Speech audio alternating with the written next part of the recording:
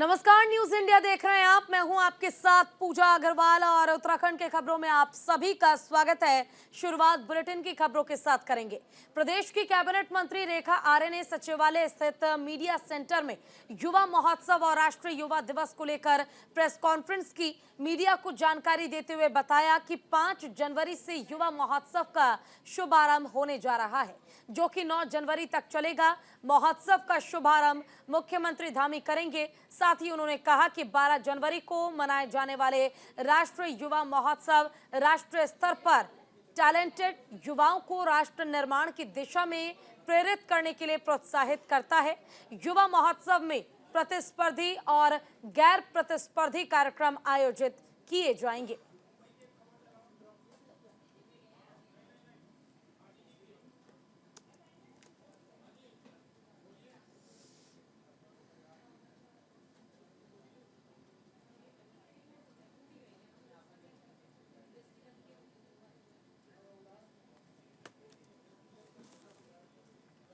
चलो, इसी पर ज्यादा जानकारी के लिए हमारे साथ हमारे संवाददाता अनुज अवस्थी जुड़ गए हैं। अनुज, 5 तारीख से युवा महोत्सव कार्यक्रम की शुरुआत होगी और इसके जरिए युवाओं को किस तरह से आगे बढ़ाया जाए, किस तरह से उनके बीच जो कॉन्फिडेंस लेवल है उसे और मजबूत किया जाए, इसको लेकर भी युवाओं को खास तौर पर प्रशिक्षित किया जाएगा। क्या खासियत होगी इस युवा महोत्सव की, इस कार्यक्रम को लेकर पूरी जानकारी। बिल्कुल 5 जनवरी से लगा करके और 9 जनवरी तक प्रदेश में युवा महोत्सव मनाया जाएगा, जिसमें युवा एवं खेल एवं युवा कल्याण मंत्री रेखा आर्या ने इसकी प्रेस कॉन्फ्रेंस करके इस बात की जानकारी दी कि 5 तारीख से इसकी शुरुआत होगी। चूंकि भारत सरकार भी खेल एवं युवा कल्याण के द्वारा युवा महोत्सव की शुरुआत कर रहा है। और बात करें इसमें जो प्रदेश के युवा हैं उनकी सोच को किस तरीके से निखारा जाए, साथ ही साथ पढ़ाई पे वो किस तरीके से ध्यान दें, जो युवा रोजगार की तरफ है उनको रोजगार किस तरफ से मिल सके। तो ये तमाम ऐसी बातें हैं जिन पे उसमें अध्ययन किया जाएगा और जो युवा हैं उनको एक दिशा, नई दिशा भी प्रदान की जाएगी। क्योंकि इस महोत्सव में कई ऐसे विभाग हैं जो अपने अपने स्टॉल लगा रहे हैं। इसके अलावा जो बड़ी बड़ी कंपनियां हैं वो भी अपने अपने स्टॉल लगा रही हैं, एनजीओज भी आ रहे हैं। ये तमाम ऐसे लोग हैं जो बच्चों से सीधा संवाद करेंगे, युवाओं से सीधा संवाद करेंगे,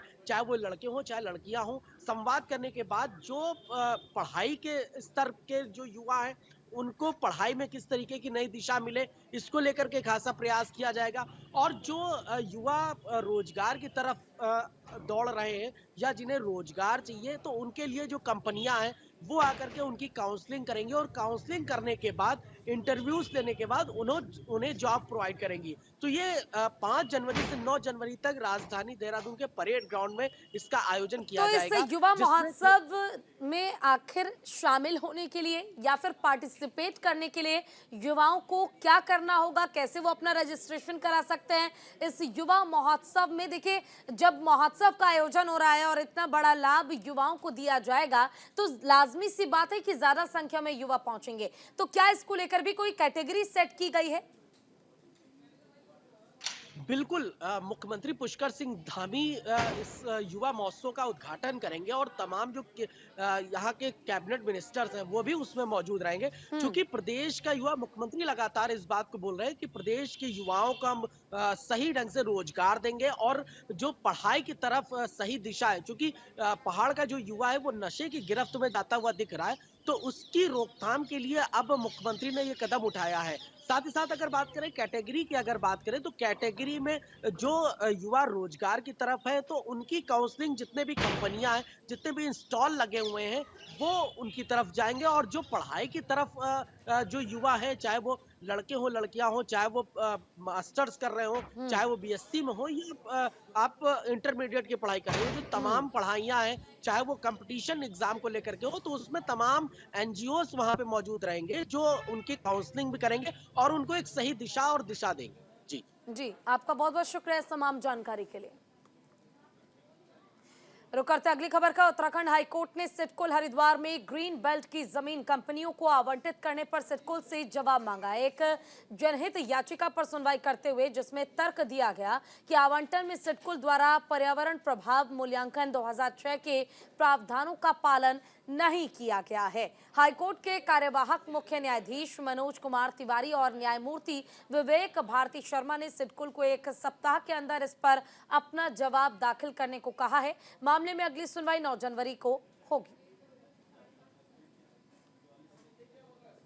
सिडकुल हरिद्वार में जो ग्रीन बेल्ट एरिया जो इन्होंने अपने मास्टर प्लान में शो कर रखा था, वो धीरे धीरे इन्होंने इंडस्ट्रियल और रेजिडेंशियल पर्पस के लिए उसमें प्लॉट काट दिए हैं। तो हमारा ये कहना था कि बिना सेंट्रल गवर्नमेंट की या ministry of environment and forest की परमिशन के ये इस तरह की कार्रवाई नहीं कर सकते हैं। तो कोर्ट ने आज उसमें इंस्ट्रक्शंस के लिए कहा था। तो सिडकुल के अधिवक्ता का ये कहना था कि जो गोल्फ कोर्स है वहाँ पे जो इन्होंने गोल्फ कोर्स के लिए जो ज़मीन ईयरमार्क करी हुई है, उसमें कोई भी इंडस्ट्रियल एक्टिविटी या रेजिडेंशियल एक्टिविटी। तो ग्रीन बेल्ट भूमि के आवंटन पर सिडकुल से जवाब मांगा गया है और इस मामले में जवाब अब पेश करना होगा। हालांकि आपको बता दें, उत्तराखंड हाईकोर्ट ने कंपनियों से जवाब मांगा है। अब देखना ये होगा कि आखिर कंपनियों की ओर से जवाब कब तक पेश किया जाता है। तो फिलहाल ये इस वक्त की जानकारी जो हम आपको दे रहे हैं, उत्तराखंड हाईकोर्ट ने कंपनियों से जवाब मांगा है और जवाब पेश करना होगा कंपनियों को।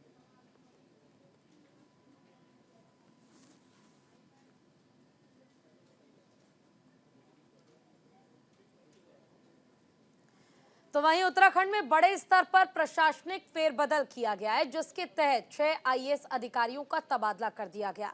अधिकारियों के ट्रांसफर के आदेश जारी कर दिए गए हैं।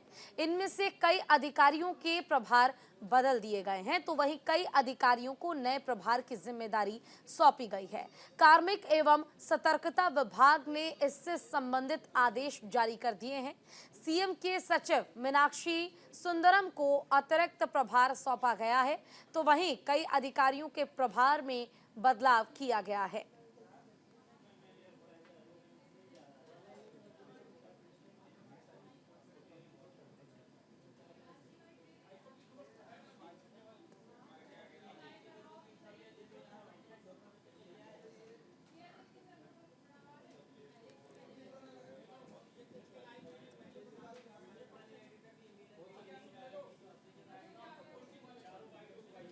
तो उत्तराखंड में बड़ा प्रशासनिक फेरबदल किया गया। 6 आईएएस अधिकारियों का तबादला किया गया है और अलग अलग जिम्मेदारी, अलग अलग प्रभार अब अधिकारियों को सौंप दिया गया है, जिसके साथ ही 6 आईएएस अधिकारी ऐसे हैं जिनके तबादले किए गए हैं और बड़े लेवल पर प्रशासनिक फेरबदल उत्तराखंड में देखने को मिला है।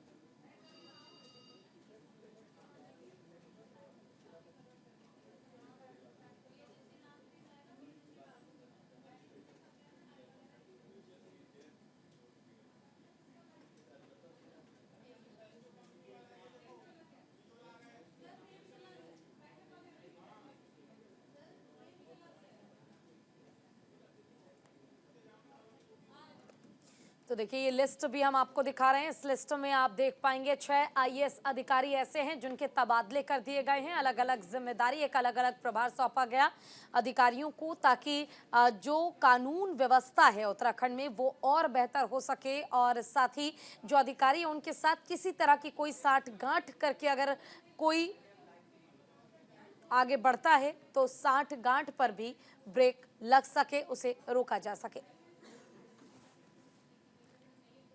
चलिए, ज्यादा जानकारी के लिए हमारे साथ हमारे संवाददाता अनुज अवस्थी जुड़ गए हैं। अनुज, 6 आईएएस अधिकारियों के साथ ही उत्तराखंड में बड़ा प्रशासनिक फेरबदल किया गया है, पूरी जानकारी। बिल्कुल, उत्तराखंड का जो प्रशासनिक फेरबदल हुआ है, करीब 6 ऐसे आईएएस अधिकारी हैं जिनके कार्यक्षेत्र में बदलाव किया गया है। चाहे वो आर मीनाक्षी सुंदरम की अगर बात करें तो उनको उनके कई ऐसे विभाग हैं जिनके कार्यक्षेत्र में बदलाव किया गया है। इसके अलावा अगर बात करें चूंकि नितिका खंडेलवाल चूंकि चाइल्ड लेबर की लीव पे गई हुई है, तो उनकी हम्म। जगह पे उनका चार्ज विनीत कुमार को दिया गया है। तो अब करीब 6 आईएएस ऐसे अधिकारी हैं जिनके कार्यक्षेत्र में बदलाव किया गया है। रणवीर चौहान को निदेशक उद्यान की हम्म। से हटा करके केवल कृषक की जिम्मेदारी दी गई है। इसके अलावा अगर बात करें जो सुश्री दीप्ति सिंह चलिए, है, यानी कह सकते हैं कि कानून व्यवस्था को और बेहतर करने के लिए और मजबूत करने के लिए बड़ा प्रशासनिक फेरबदल किया गया। फिलहाल आपका शुक्रिया तमाम जानकारी के लिए। रुक करते हैं अगली खबर का। अयोध्या में राम मंदिर में रामलला की मूर्ति की प्राण प्रतिष्ठा 22 जनवरी 2024 को होगी। इससे पहले केंद्रीय रक्षा राज्य मंत्री अजय भट्ट ने प्राण प्रतिष्ठा के निमंत्रण को लेकर विपक्षियों पर निशाना साधा है। उन्होंने कहा कि श्री राम किसी एक के नहीं, जो श्री राम की मर्यादा को मानते हैं, श्री राम उन सब के हैं। प्राण प्रतिष्ठा के निमंत्रण का कोई विषय ही नहीं होता। उन्होंने आगे कहा कि जो लोग पहले श्री राम के नाम पर गलत गलत टिप्पणी करते थे, वो लोग अयोध्या में प्राण प्रतिष्ठा के निमंत्रण के लिए ललाहित हो रहे हैं। क्या है, आपस में फ्रस्ट्रेट लोगों का एक गठबंधन है। सब लोग फ्रस्ट्रेट हैं। मोदी जी के सामने सब लोग दिखाई ही नहीं देते, इतने छोटे दिखते हैं।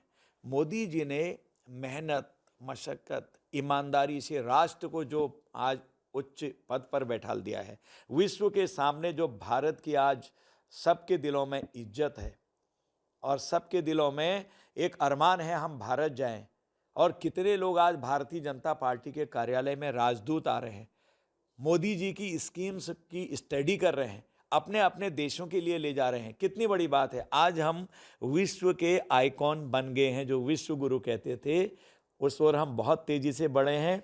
और मोदी जी जब से आए हैं, उनके नेतृत्व में तो चमत्कारिक तरीके से कायाकल्प हो गया है। वहीं उत्तराखंड हाईकोर्ट ने नैनी सैनी एयरपोर्ट से कमर्शियल हवाई सेवा संचालित नहीं किए जाने को लेकर दायर जनहित याचिका पर सुनवाई की।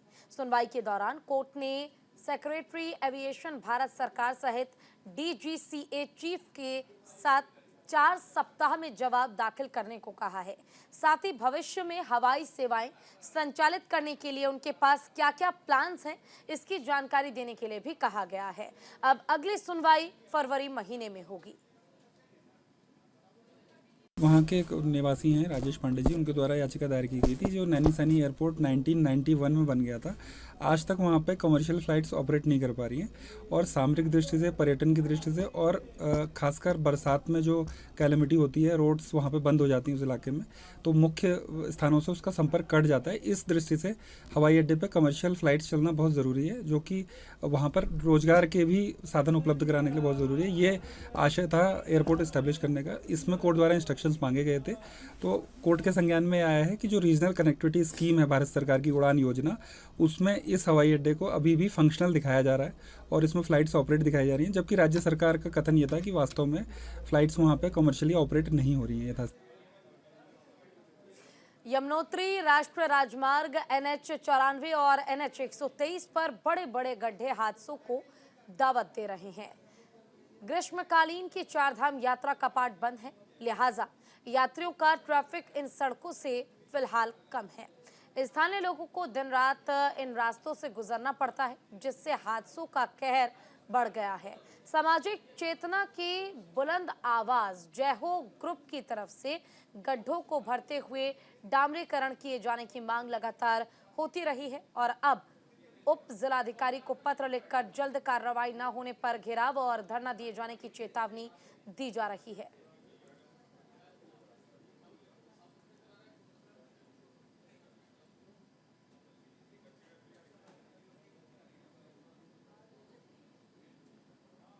मंगलौर के मुंडियाकी स्थित ज्योति लाभ फैक्ट्री के खिलाफ फैक्ट्री के गेट के बाहर फैक्ट्री में काम करने वाले मजदूरों ने धरना दिया। बताया गया कि 2014 में फैक्ट्री में काम करने वाले सोहन वीर नाम के एक मजदूर को फैक्ट्री में काम करते वक्त गंभीर चोटें आई थी। चोट लगने के बाद पीड़ित मजदूर अपंगता की स्थिति में आ गया था, जिसका इलाज फैक्ट्री द्वारा कराया जा रहा है।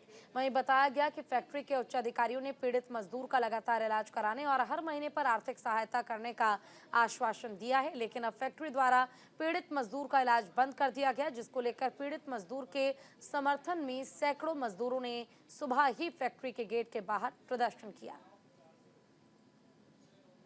भाई हमारा साथी वो 16-17 साल पहले यहाँ काम करता था, तो बैच में काम करता था। उसका यहाँ पे एक्सीडेंट हो गया था, उसके बेचारे दोनों पैर खराब हो गए और रीढ़ की हड्डी। अब उसको ये पहले 5,000 रुपये तनख्वाह दे रहे थे, मतलब वो करवा रहे थे इलाज। अब वो कुछ नहीं हो गया, वो सब बंद कर दिया इन्होंने। तो इस चक्कर में हमने सबने धरना दे रखा है और हमारी समस्या भी अपनी हमारे साथ बिल्कुल ये सोच लो कि जैसे शोषण हो रहा है। अब ये जैसे लंच है, लंच 20 मिनट का कर दिया, पहले आधे घंटे का था, चाय 5 मिनट की कर दी। गाली देते हैं इंचार्ज लोग हैं जो साउथ से आ रखे हैं यहाँ पे, और हमारी सैलरी सबसे ज़्यादा कम है। ठेकेदार भी 1,000-2,000 रुपये भर्ती करने के लेते हैं। रात को जब इनकी मर्जी हो रात को डाल दो, दिन में डाल दो, अगले का पता नहीं किस तरह आएगा, किस तरह कोई मर जाए, कुछ भी करे बताओ। ऐसे थोड़े कंपनी में मेरे चोट लगी थी भाई, ढैंग गिर को बेंच में मैं काम करूँ था और रीढ़ की हड्डी में मेरी फ्रैक्चर है और नीचे का मेरा ऐसा बिल्कुल ख़त्म हो रहा है, बिल्कुल चल नहीं रहा, 2 कदम का भी नहीं आया भाई मैं। तो भाई मुझे कंपनी ने जो कहा था कि जब तक जिंदा है तू, जब तक तेरा इलाज करवाओगे और तुझे सैलरी देंगे। अब जाए इन्होंने मेरा इलाज भी बंद कर दिया और सैलरी भी आगे को बंद कर देंगे, फिर मैं कहाँ जाऊँगा, मेरे 2 कदम का भी नहीं आया भाई। हरिद्वार के भल्ला कॉलेज मैदान में इंटरनेशनल क्रिकेट स्टेडियम विकसित किया जा रहा है। HRDA के वीसी अंशुल सिंह ने निर्माणाधीन कार्यों का निरीक्षण किया। गौरतलब है कि हरिद्वार में भी आने वाले समय में इंटरनेशनल क्रिकेट मैच हो सकेंगे। यहां के मौजूदा भल्ला स्टेडियम की क्षमता बढ़ाकर इसे इंटरनेशनल मानकों के तहत विकसित किया जा रहा है। हरिद्वार रोड के विकास प्राधिकरण ने इसको लेकर कवायद शुरू कर दी है। योजना के पहले चरण में मैदान और पिच को तैयार किया जा रहा है और उसके बाद 40 से 50 हजार की ऑडियंस के बैठने के लिए स्थान बनाया जाएगा। निर्माणाधीन स्टेडियम का निरीक्षण करने पहुंचे HRDA के उपाध्यक्ष अंशुल सिंह ने बताया कि हरिद्वार में खेल प्रतिभाओं को नेशनल और इंटरनेशनल लेवल का प्रशिक्षण मिल सके, इसके साथ ही हरिद्वार में बड़े मैच हो सके, इस उद्देश्य से स्टेडियम का विस्तार किया जा रहा है।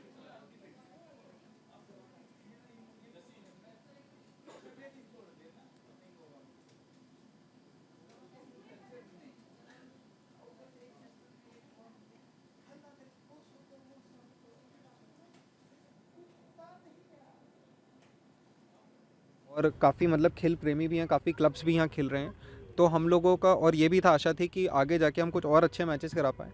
इधर हम लोग लाइट फैसिलिटी भी प्रोवाइड कराएंगे, जो फ्लड लाइट्स रहती हैं, जो रात के जो आपके मैचेस होते हैं वो भी हम यहाँ ऑर्गेनाइज़ करा पाएंगे। एम ये है कि एक ग्राउंड जो रहता है वो तो इंटरनेशनल लेवल का हम बनाएंगे ही, इसमें सारी फैसिलिटीज़ हम देंगे जो एक इंटरनेशनल ग्राउंड में रहती है।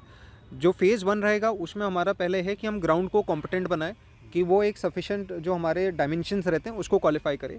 फेज़ 2 में we will come up with the stands, जो बेसिक फैसिलिटीज़, जैसे प्लेयर्स एरिया रहता है, आपका मीडिया बॉक्स रहता है, कमेंट्री बॉक्स रहता है, ऑडियंस हमारा स्टैंड रहता है, जो क्राउड आता है उसके बैठने के लिए जगह रहती है, वो सारी फैसिलिटीज़ हम लेकर आएंगे। तो HRDA के वीसी अंशुल सिंह ने निर्माणाधीन कार्यों का निरीक्षण किया है। स्टेडियम में हो सकेंगे इंटरनेशनल क्रिकेट मैच और इंटरनेशनल क्रिकेट स्टेडियम का विकास किया जा रहा है, जिसकी तस्वीरें आपकी टीवी स्क्रीन पर हैं। और उत्तराखंड में भी अब इंटरनेशनल क्रिकेट स्टेडियम होगा, जिसमें ज़्यादा संख्या में न केवल ऑडियंस आ पाएंगे बल्कि जो क्रिकेट खिलाड़ी हैं उनको भी बेहतर जगह और ज़्यादा स्पेस क्रिकेट खेलने के लिए मिल पाएगा।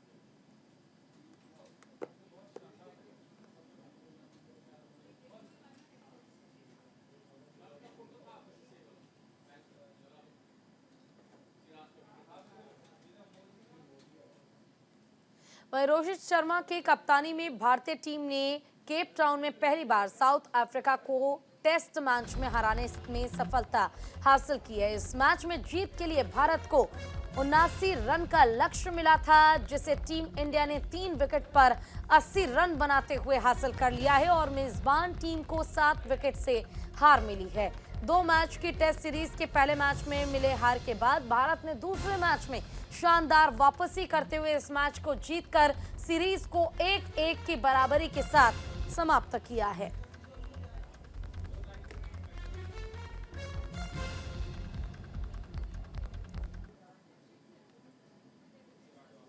और इसी के साथ इस बुलेटिन में फिलहाल के लिए बस इतना ही, लेकिन खबरों का सिलसिला लगातार जारी है। आप कहीं मत जाइए और देखते रहिए न्यूज़ इंडिया। नमस्कार।